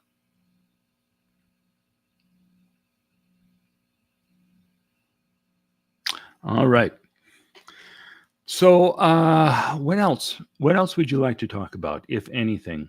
I know that most of you are probably already like doing a crossword puzzle, waiting for me to just shut this thing down, or you get the sound off and you're listening to some music and just watching me yammer. Mark was making the women go crazy during the anonymous days. Why are you laughing out loud about that?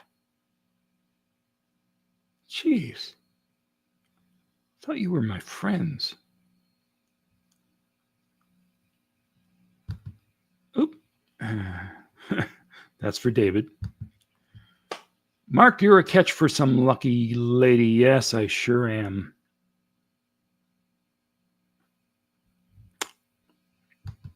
Tori actually wanted to be a doctor, but became an auditor because that seemed easier. How'd that turn out? Was it easy? Well, it's easier than being a doctor, I guess. But you don't, if you're, probably, if you're a doctor, you don't have a dangerous cult trying to destroy you. But, nowadays you can't even say that because you got so many people who think, you're sick, drink some bleach. Bunky is open for business. Being an auditor is good. Doctors are generally suppressive, says David Miscavige.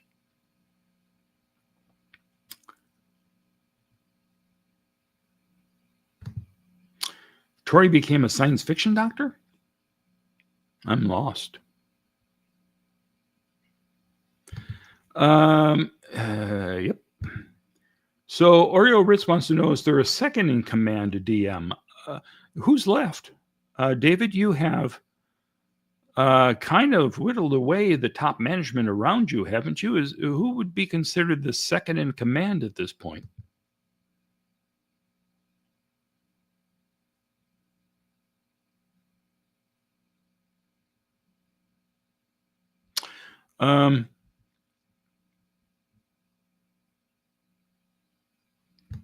Psychator says, in the end, the doctor would probably have been less of a problem, but then all of this would not have happened.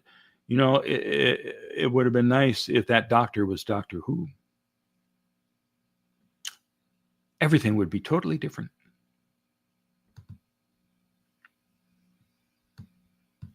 All right. You know, I don't see any reason for me to keep doing this because I think I'm just, boring people. Uh, yeah. Bunky is open for business, ladies. Yeah, she wants me to shake my little hiney and find some wealthy lady. Would have been better for a lot of folks if Minkoff had become a doctor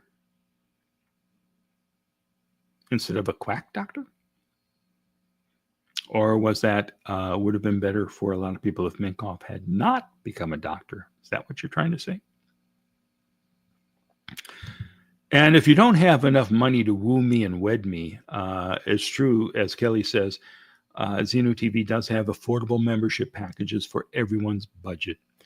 So ladies, if you just want to start wooing me, $2.99 a month is what it takes to become a member. And there's the link for it right there. This is, all part of Tori's horrible shilling. And I resent the fact that she tries to commercialize this whole thing. I'm here to share content and share stories and have fun, but for her, it's all money, money, money.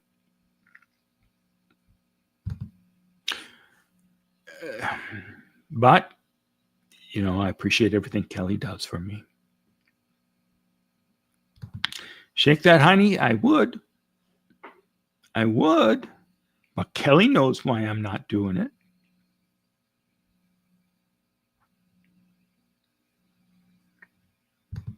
Am I playing any video games lately? Nope. The most I do when it comes to video games, I do a crossword puzzle in the New York Times. I don't even do Wordle anymore. I got tired of Wordle. I'm winning this thing all the time. It's the same words that I keep using every day to work it out. So I'm doing other things.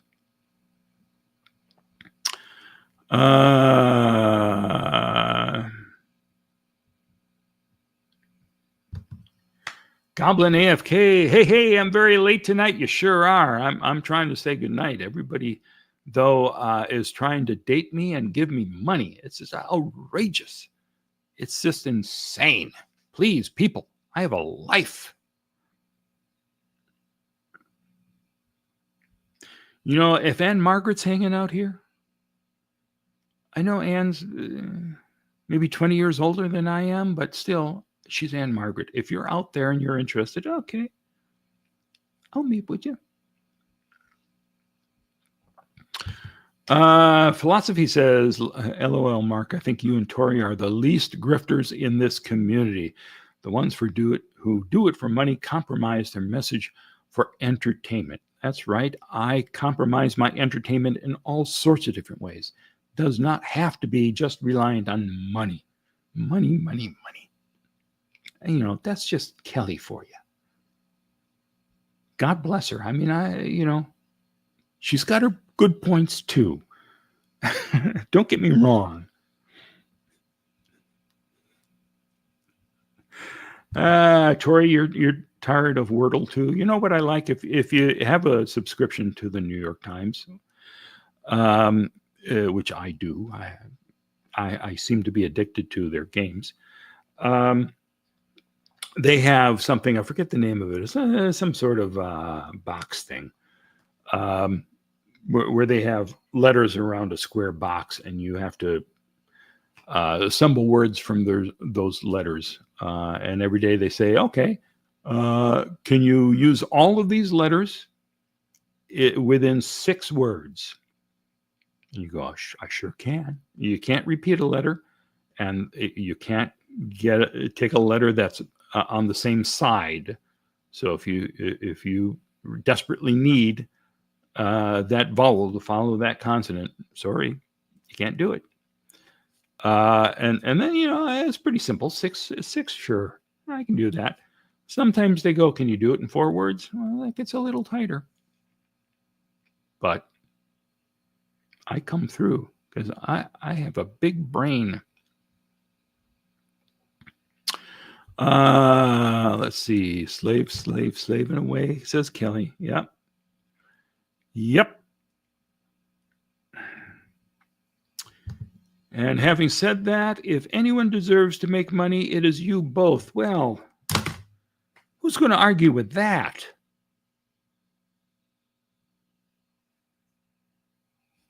So if you were interested, I would never ask for it. But there are, Tori and I both have like links to Cash App and Venmo, and they're there. Tori, I know, is too embarrassed to mention it. I never bring it up. But Kelly, for God's sakes, just driving people away with that nonsense. Yeah. Once you get the strategy down for Wordle, it gets almost too easy. You're right. That's why I gave up. And you know what? Once you do the full crossword puzzles, and you realize how much time you're spending on them, it gets a lot easier to say, I'm tired of that. What's this little mini puzzle that I can do in hopefully 30 seconds? Let me do that one. So I start with that. I go to the box with the letters, and then I do what the, I forget what it's called, but they give you a panel of words, and you have to try to find how they connect. And they fool with you. They screw with you on that one. So I don't always win that. My highest streak, I think I got up to 28 days in a row before blowing it. Mark asked Magoo. Oh, I'm sorry. She asked Bunky. I'll see if he's around. Can you answer this? Yeah. Did I see the Aftermath billboards? Absolutely. Haven't seen them in person, of course, but I saw pictures of them on Tony's site. And I know that you were going out there with your camera and shooting video of them. Did you get them all on tape? Did you enjoy seeing them in person? Kelly. She's shameless.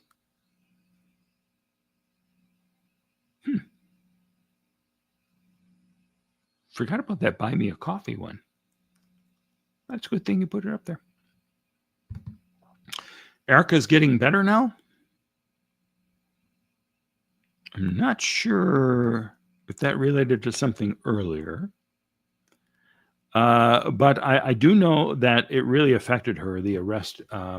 When I saw her at the meeting the other night, we sat together for the council meeting where we all got up to scream and vent. And she was telling me that it's still haunting her and having an impact on her. Unlike me, she had to go through so much more than I did. For instance, I was not asked to disrobe in front of a female employee of the prison. Unfortunately. And I only had to spend a couple hours there, and she spent the entire night. And it was really tough. I had 2 hours, 3 hours at the most of fun sitting in a jail cell before I got really bored, and they said, you can go now. But it shouldn't be happening to anybody.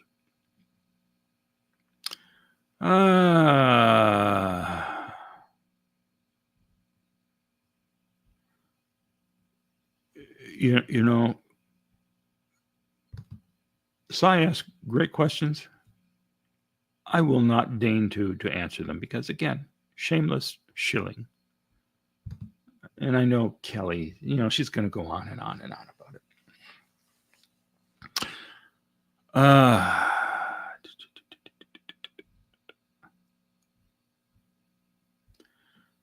And here's where I went wrong. It's Erica with a K. I knew that. I had her phone in her number in my phone. And still, when I posted the first time that Erica had been arrested, I used a C. and I'm still ashamed of that. And I corrected it as soon as I can, but it got out there into the ether. So my apologies. Troy said it was fun finding the billboards. I want to do a billboard scavenger hunt.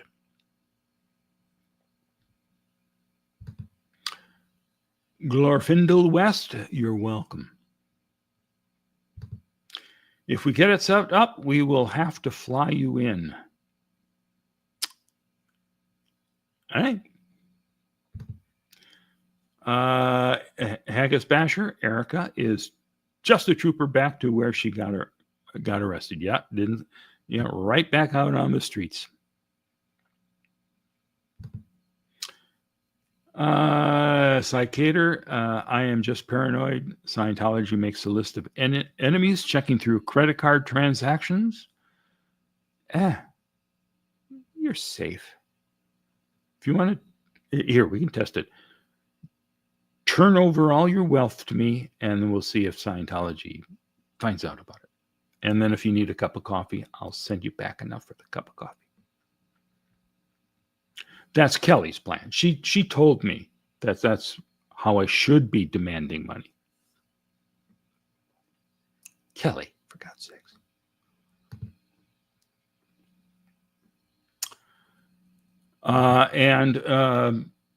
Kelly, look at this. Kelly's trying to push PayPal. Good God. So I have stuff that I want to bring Tori in on. We are going to do some more Bunky and Magoos. We haven't done that in a while. And I want to make it special. So Bunky and I will, Magooski and I will be teaming up again shortly. It will be fun and exciting. So I ran out of content 36 minutes ago.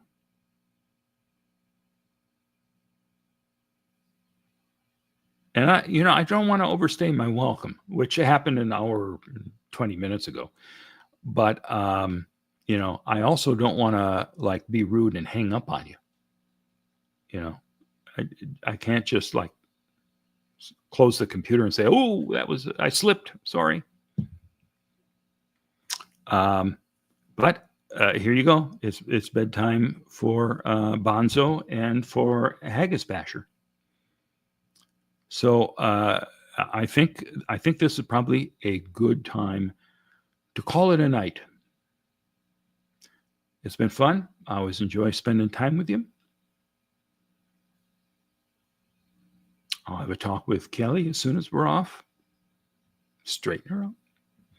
But in the meantime, I want you all to give her a big round of applause. Send her love. And we will see you again, I bet you, tomorrow night.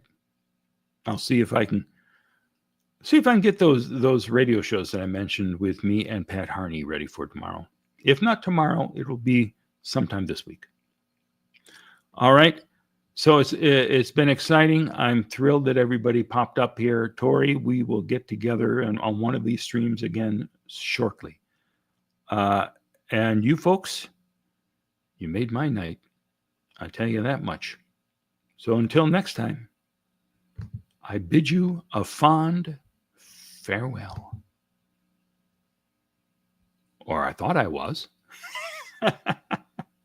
Let me just try that again. I wish you a fond farewell. What are your crimes, Mark? Yes, what are your crimes, Mark? Your crimes are hidden, they should be seen. Spin all out, Mark, and just come clean.